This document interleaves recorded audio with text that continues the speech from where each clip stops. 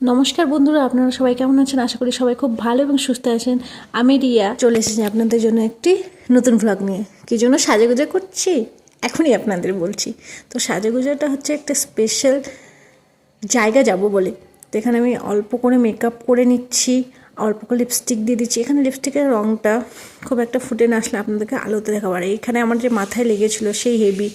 তো যাই হোক, এই যে হালকা করে লিপস্টিক লাগানোর পর সিক্রেট লাগিয়ে দিচ্ছি, কারণ আমার তো বাকি পারফিউমের গন্ধ খুব একটা ভালো লাগে না। তো সিক্রেটের গন্ধটা জাস্ট আমি সহ্য করতে পারি, তাই একটু লাগিয়ে নিয়েছি।